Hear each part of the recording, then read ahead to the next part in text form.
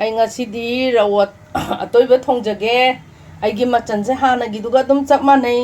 ꯑꯗꯣ ꯑꯩꯅꯅꯦ ꯇꯤꯜꯍꯧ ꯆꯅꯝ ꯊꯥꯛꯆꯗꯕꯁꯦ ꯑꯩꯈꯣꯏ ꯆꯥꯗꯕꯒꯤ ꯊꯥꯛꯆꯗꯕꯅꯦꯕ ꯑꯗꯣ ꯑꯆꯥꯕ ꯃꯤꯁꯨ ꯇꯤꯜꯍꯧ ꯆꯅꯝꯅ ꯍꯥꯎꯋꯦ ꯍꯥꯏꯕ ꯃꯤꯁꯨ ꯑꯗꯨꯝ ꯂꯩ ꯑꯗꯒꯤ ꯇꯤꯜꯍꯧ ꯆꯅꯝ ꯈꯔꯒ ꯑꯗꯨꯝ ꯃꯔꯣꯏ ꯃꯔꯥꯒ ꯇꯧꯔꯒ ꯊꯥꯛꯄꯁꯨ ꯑꯗꯨꯝ ꯃꯤꯛꯁ ꯇꯧꯔꯒ ꯆꯥꯅꯕꯁꯨ ꯑꯗꯨꯝ ꯂꯩ ꯑꯗꯣ ꯑꯗꯨꯝ ꯆꯥꯕꯤꯌꯨ ꯑꯗꯨꯝ ꯍꯥꯎꯕꯅꯤ ꯑꯩꯒꯤ ꯁꯨꯝ ꯆꯥꯖꯗꯕꯒꯤ ꯋꯥꯅꯤ ꯑꯗꯨꯝ ꯑꯩꯈꯣꯏꯒꯤ ꯑꯣꯏꯅꯗꯤ ꯑꯩꯈꯣꯏꯒꯤ ꯃꯔꯣꯏ ꯃꯔꯥꯁꯤꯒ ꯅꯥꯀꯨꯞꯄꯤꯒ ꯅꯄꯥꯛꯄꯤꯒ ꯇꯧꯔꯒ ꯁꯨꯃꯥꯏꯅ ꯊꯣꯡꯖꯩ ꯑꯗꯨꯒ ꯃꯌꯥꯝ ꯑꯗꯨꯝ ꯇꯤꯜꯍꯧꯒꯤ ꯃꯍꯥꯎ ꯑꯃꯁꯨ ꯂꯩꯕꯅꯤ ꯆꯅꯝ ꯊꯥꯛꯄꯒꯤ ꯃꯍꯥꯎ ꯑꯃꯁꯨ ꯑꯗꯨꯝ ꯂꯩꯕꯅꯤ ꯑꯩꯈꯣꯏꯒꯤ ꯑꯣꯏꯅꯕꯨꯗꯤ ꯆꯥꯖꯗ꯭ꯔꯦ ꯑꯗꯨꯝ ꯃꯌꯥꯝ ꯑꯩ ꯍꯧꯖꯤꯛ ꯍꯧꯖꯔꯒꯦ ꯑꯩ ꯍꯧꯖꯤꯛ ꯊꯣꯡꯕ ꯍꯧꯖꯔꯒꯦ ꯑꯩ ꯊꯣꯡꯕ ꯍꯧꯖꯔꯦ ꯖꯤꯔꯥ ꯇꯦꯖꯄꯇꯥ ꯃꯣꯔꯣꯛ ꯀꯪꯕꯁꯨ ꯍꯣꯔꯦꯟ ꯀꯥꯡꯁꯤ ꯊꯣꯛꯂꯛꯄꯗꯨꯗꯣ ꯍꯥꯎꯅꯕꯅꯤ ꯉꯥꯔꯤ ꯈꯔ ꯌꯩꯖꯒꯦ ꯃꯔꯣꯏ ꯃꯔꯥ ꯅꯄꯥꯛꯄꯤꯒ ꯅꯥꯀꯨꯞꯄꯤꯒ ꯌꯥꯅꯔꯦ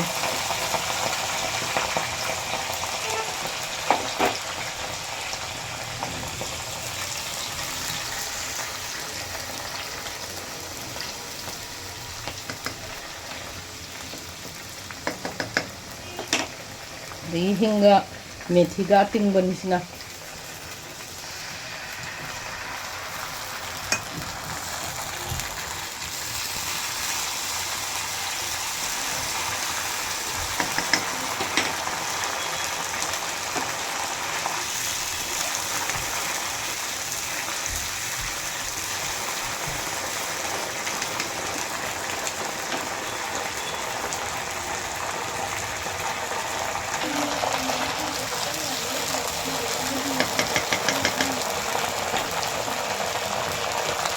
ꯑꯩ ꯍꯧꯖꯤꯛ ꯉꯥ ꯍꯥꯞꯆꯔꯒꯦ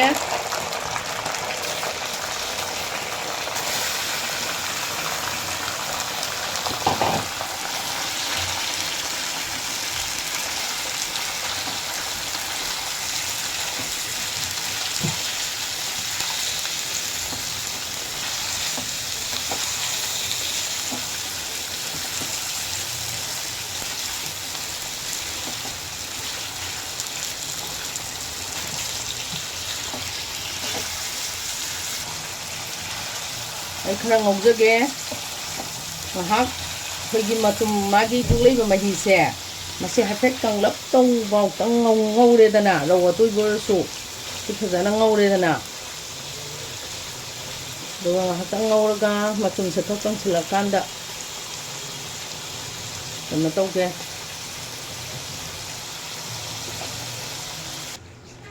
ꯑꯩ ꯀꯩꯅꯣ ꯊꯥꯛꯆꯔꯒꯦ ꯃꯣꯔꯣꯛ ꯑꯇꯦꯛꯄ ꯎ ꯃꯣꯔꯣꯛ ꯊꯥꯛꯆꯔꯒꯦ ꯍꯔꯤꯕꯣꯞ ꯃꯩꯁꯦ ꯈꯤꯇꯪ ꯂꯩꯈꯠꯂꯒ ꯃꯣꯔꯣꯛꯁꯦ ꯑꯩꯈꯣꯏꯅ ꯁꯨꯝ ꯁꯥꯕ ꯆꯥꯖꯕꯩ ꯋꯥꯅꯦ ꯑꯉꯥꯡꯁꯤꯡꯅ ꯑꯗꯣ ꯌꯥꯝ ꯁꯥꯕ ꯆꯥꯕꯤꯔꯨꯅꯨꯗ ꯍꯧꯖꯤꯛꯀꯥꯟꯗꯤ ꯊꯨꯝ ꯃꯣꯔꯣꯛꯁꯦ ꯌꯥꯝ ꯀꯟꯕꯁꯦ ꯆꯠꯅꯗ꯭ꯔꯦ ꯑꯩꯈꯣꯏꯒꯤꯅ ꯑꯃꯨꯛ ꯊꯥꯏꯅꯗꯒꯤ ꯑꯗꯨꯝ ꯑꯕꯣꯛꯈꯣꯏꯅ ꯆꯥꯔꯝꯕꯒꯤꯕ ꯍꯟꯕ ꯁꯨꯡꯉꯝ ꯉꯝꯗ꯭ꯔꯦ ꯑꯗꯨꯅꯅꯦ ꯍꯧꯖꯤꯛ ꯑꯩ ꯃꯆꯨ ꯊꯥꯛꯆꯔꯒꯦ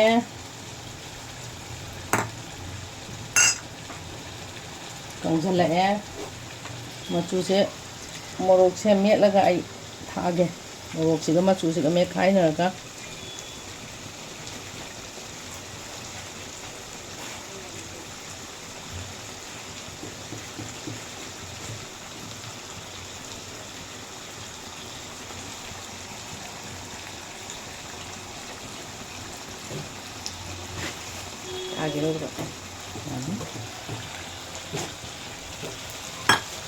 ꯃꯅꯝꯁꯤꯗꯤ ꯂꯩꯇ꯭ꯔꯦ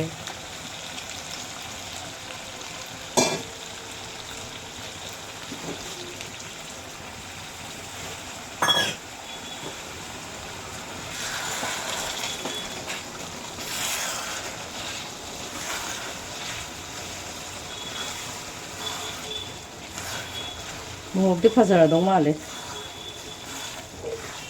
ꯃꯣꯔꯣꯛꯇꯤ ꯌꯥꯝ ꯐꯖꯔꯅꯤ ꯍꯥꯎꯕ ꯍꯥꯎꯇꯕꯗꯤ ꯈꯪꯗ꯭ꯔꯦ Neyre neyre. Manamda. hawai thak kha thakjage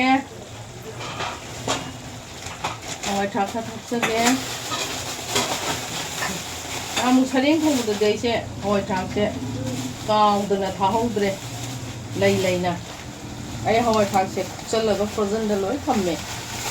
hujikti hawai thak se yam phange fresh yamna hujikti hawai thak phangba matam ne Mumbai da ai hawai thak se thakjarage sareng da di thahowdre Partida.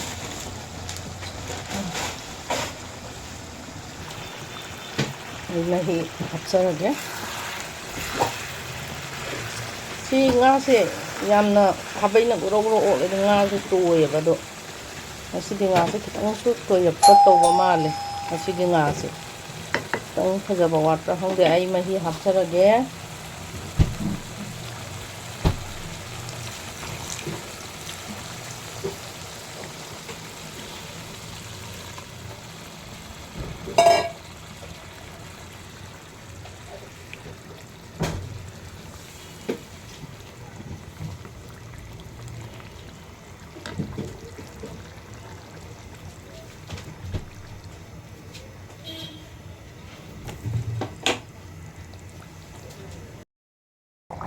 Yam phajana sauri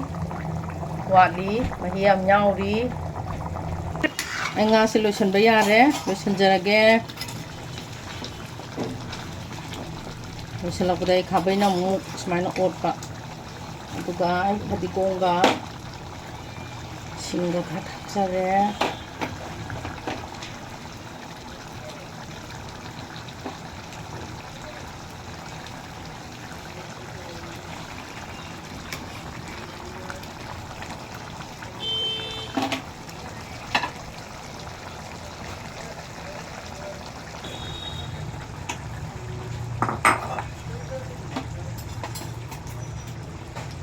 Lagi pakatjarage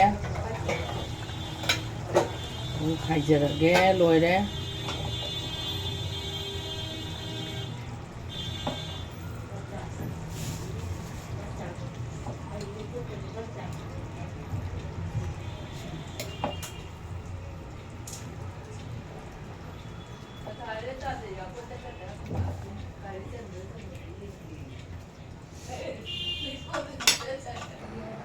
ai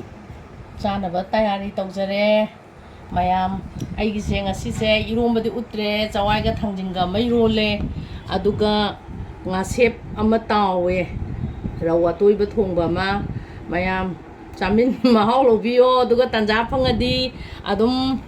kanu tawminase chaminase adana mayam America gi mathel bu nungsibiduna subscribe tawbiyo like tawbiyo share tawbiyo masigi oinadi ai loisanjarage khurumjari ado manipur se yamnadi ware warasu nambase khoi kai haini adum wakhan nungaina ba dum pangtau tawbane ado manipur gi damaktadi akhoisu adum lepi bane lamda leijarasu imalai ba kandaba yade imalai ba kanminase mayam punamak irei cha punamak imalai ima manipur imana yai phare haibasi haijaraga ai loisanjarage imalai ba pu kanminase mayam chinnaw mayam punamak pu khurumjari ai ya saure thum thakko matam oire ai thum thakjarage